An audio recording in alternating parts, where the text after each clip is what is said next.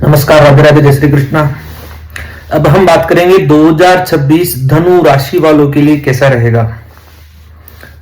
आपकी यदि धनु राशि है, आपका नाम ये यो भ भा भी भू ध फ ढ भे यानी कि मूल नक्षत्र, पूर्वाषाढ़ा नक्षत्र और उत्तराषाढ़ा का प्रथम चरण, इन नक्षत्रों में इस आपका जन्म हुआ तो आपकी धनु राशि है।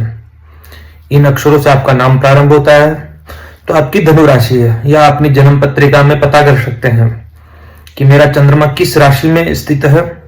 यदि 9 नंबर की राशि में चंद्रमा स्थित है तो आपकी धनु राशि है। तो अब हम जानते हैं 2026 धनु राशि वालों के लिए कैसा रहेगा। वर्षारंभ के अंदर ही लग्न में ही धनु राशि में अभी सूर्य, मंगल, बुध, शुक्र स्थित है। आपके सप्तम भाव में देवगुरु बृहस्पति गोचर कर रहे हैं और आपके चतुर्थ भाव में मीन राशि में शनि गोचर कर रहे हैं। शनि की दृष्टि लग्न पर है, दशम पर है, षष्ठ भाव पर है। गुरु की दृष्टि भी लग्न पर है, एकादश भाव पर भी है और तृतीय भाव पर भी है। तो मैं ये कहूंगा कि शनि की दृष्टि षष्ठ भाव पर है तो थोड़ी स्वास्थ्य में दुर्घटना, चोट की संभावनाएं व्यक्त होती है। वाहन ध्यान से चलाना इस वर्ष, जब तक शनि आपके चतुर्थ भाव में रहे मीन राशि में। शारीरिक चोट और पेट से संबंधित समस्या, हृदय रोग से भी आपको थोड़ी परेशानियां, ध्यान से भोजन, फ्रूट पॉइजनिंग का प्रॉब्लम हो सकती है, तो सावधानी रखनी होगी। शनि की तृतीय भाव में स्थिति है, ननिहाल पक्ष भी थोड़ा परेशान रहेगा। नानी से संबंधित परेशानी, नानी को संबंधित परेशानी रहे, मामा को परेशानी रहे ननिहाल पक्ष में। शनि आपके सप्तम दृष्टि से दशम भाव को भी देख रहे हैं, जो आपके कार्य क्षेत्र को लेकर के थोड़ी उतार चढ़ाव देखने को मिल सकते हैं। लग्न पर दृष्टि है तो थोड़े आपके स्वास्थ्य, शारीरिक परेशानी, वो भी लग्न पर है तो शारीरिक परेशानी व्यक्त करता है शनि। और अभी आपके ढैया भी चल रही है क्योंकि आपकी राशि जो धनु राशि, उस पर शनि की दृष्टि है। तो भगवान शिव की आराधना करें तो आपको थोड़ी राहत मिलेगी। ऑलमोस्ट धनु राशि वालों के लिए यह वर्ष बहुत अच्छा जाएगा। जितनी राशियां, उनमें से यह राशि भी इस साल के लिए श्रेष्ठतम राशि है, धनु राशि। गुरु की सप्तम भाव पर दृष्टि है तो वैवाहिक जीवन, गुरु सप्तम भाव में गोचर कर रहे हैं तो वैवाहिक दृष्टि से देखा जाए तो सप्तम को भी देख रहे हैं बुध, तो वैवाहिक दृष्टि से प्रेम अच्छा रहेगा। वैवाहिक जीवन में ज्यादा परेशानी नहीं होगी। उनके लाभ भाव पर दृष्टि है, मित्रों से लाभ होगा। कारोबारी व्यक्तियों को कारोबार में अच्छा मुनाफा होगा। शेयर मार्केट में व्यक्तियों को अच्छा खासा पैसा इस वर्ष धनु राशि वाले कमा सकते हैं। जोखिम पूर्ण जो काम करेंगे वह अच्छा रिजल्ट देखने को मिलेंगे। धनु राशि है, सप्तम में गुरु है और लग्न में सूर्य और मंगल। राजयोग का निर्माण, जो नौकरी के लिए प्रयास कर रहे हैं धनु राशि वाले जातक, उनकी नौकरी भी लगने की संभावनाएं व्यक्त होती है क्योंकि राजयोग का भी निर्माण हो रहा है, सूर्य मंगल साथ में बैठे हुए हैं।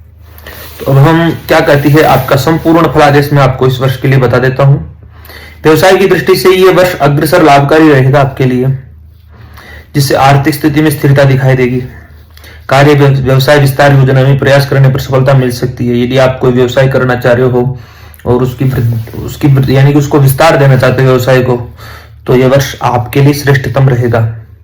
आप इस वर्ष अपने व्यवसाय का विस्तार कर सकते हैं। कोई ऐसा व्यक्ति भी मिलेगा आपको, कोई बड़े व्यक्ति का सहयोग भी आपको मिल सकता है क्योंकि लाभ भाव पर देवगुरु बृहस्पति की दृष्टि भी पड़ेगी।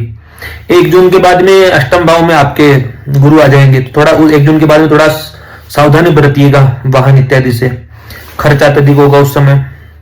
पारिवारिक माहौल अच्छा रहेगा और प्रॉपर्टी के भी योग बनेंगे। मकान, वाहन यदि आप खरीदना चाहते हैं तो 1 जून के बाद में आपके योग बनेंगे।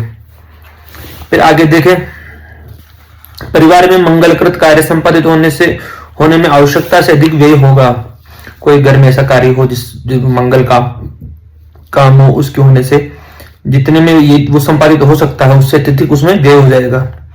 वैवाहिक जीवन में जीवन साथी में सुख सहयोग की भावना मुखर होगी, जिससे मधुरता, समरता भी बनी रहेगी। वैवाहिक जीवन अच्छा रहेगा।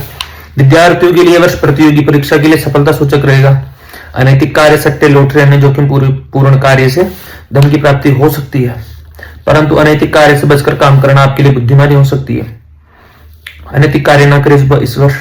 संतान की ओर से अचानक स्थानांतरण का संतान की ओर से अचानक वैचारिक मतभेद या आदर अनादर जैसी स्थितियां, मान यश की हानि हो सकती है कि आपके संतान पक्ष के कारक देवगुरु बृहस्पति वो आपके चले जाएंगे अष्टम भाव में कर्क राशि में।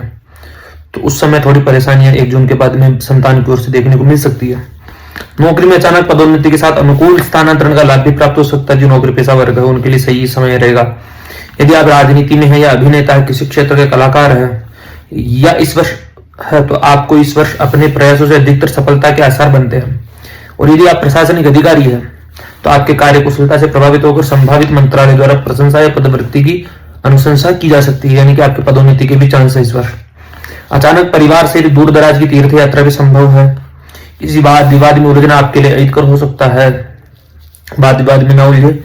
इस वर्ष कुंडली में मंगल पंचम और वैभव के स्वामी आपके धनु लग रहे हैं, इसलिए पंचम भाव के स्वामी और वैभव के स्वामी होकर के मंगल अमंगल कारक स्थिति में चलने से वाहन शत्रु से कुछ परेशानी अनुभव करेगी, यानी कि दुर्घटना वही वापस बात आ गई। गलत संगति, प्रेम प्रसंग आदि दुर्जन पुरुषों की संगति से अनावश्यक तनाव उत्पन्न हो सकता है। कुछ ऐसे व्यक्तियों से ना मिले जो आपके समतुल्य ना हो, दुर्जन व्यक्ति जो भी है, क्योंकि दुर्जन तो सभी विषाक्त रहता है, उससे जितना तो हो सके दूरी बनाइए। सामाजिक राजनीतिक क्षेत्र में भी इस कारण गतिरोध की स्थिति बन सकती है। आप राजनीति या सामाजिक क्षेत्र से जुड़े हुए हैं और ऐसे व्यक्तियों का सहयोग आपको मिलेगा जो दुर्जन है, मनस्थिति सही नहीं है, अनैतिक कार्य करते हैं, तो आप भी उसके अंदर सम्मिलित ना हो, उनसे दूरी बनाए तो अच्छा है। धर्म अध्यात्म के प्रति आस्थावान बनने से सकारात्मक स्थिति बन सकती है। यह वर्ष आपके लिए बहुत ही अनुकूल होने वाला है। तो यदि शुभ जन्म कुंडली में यदि कोई ग्रह शुभ है तो बात अलग है, वरना धनु राशि वालों के लिए यह वर्ष अच्छा ही रहेगा। धन्यवाद।